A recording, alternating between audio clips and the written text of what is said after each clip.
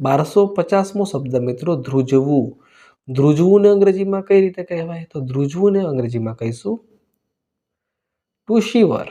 TO2SHIVER two શિવર મતલબ કે ધ્રુજવું. 1251મો શબ્દ મિત્રો નખ. નખને અંગ્રેજીમાં શું કહેવાય? તો નખને અંગ્રેજીમાં કહીશું નેલ. NAIL નેલ મતલબ કે નખ. 1252મો શબ્દ મિત્રો નફો. નફોને અંગ્રેજીમાં શું કહેવાય? તો નફોને અંગ્રેજીમાં કહીશું પ્રોફિટ. PROFIT પ્રોફિટ મતલબ કે નફો. 1253મો શબ્દ મિત્રો નબળો. નબળોને અંગ્રેજીમાં શું કહેવાય? તો નબળોને અંગ્રેજીમાં કહીશું વીક. WEAK વીક મતલબ કે નબળો. 1254મો શબ્દ મિત્રો નાક. નાકને અંગ્રેજીમાં શું કહેવાય? તો નાકને અંગ્રેજીમાં કહીશું નોઝ. NOSE નોઝ મતલબ કે નાક. 1255મો શબ્દ મિત્રો નારંગી. નારંગીને અંગ્રેજીમાં શું કહેવાય?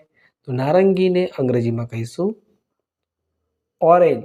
ORANGE ઓરેન્જ મતલબ કે નારંગી. 1256મો શબ્દ નાસ્તો.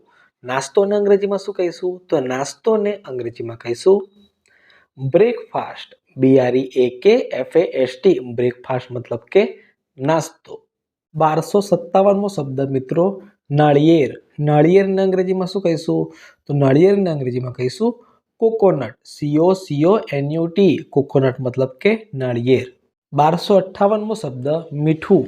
મીઠુંને અંગ્રેજીમાં શું કહીશું મિત્રો? તો મીઠુંને અંગ્રેજીમાં કહીશું સોલ્ટ. SALT સોલ્ટ મતલબ કે મીઠું. 1259મો શબ્દ મિત્રો ન્યાય.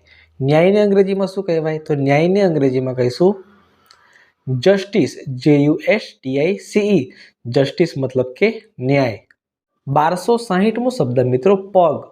પગને અંગ્રેજીમાં શું કહેવાય? તો પગને અંગ્રેજીમાં કહીશું લેગ. LEG લેગ મતલબ કે પગ. 1261મો શબ્દ મિત્રો પચવું. પચવુંને અંગ્રેજીમાં શું કહીશું? પચવુંને અંગ્રેજીમાં કહીશું to digest. TO2DIGEST to digest મતલબ કે પચવું. 1262મો શબ્દ મિત્રો પછાડવું. પછાડવુંને અંગ્રેજીમાં શું કહેવાય? તો પછાડવુંને અંગ્રેજીમાં કહીશું ટુ ડાઉન સમથિંગ.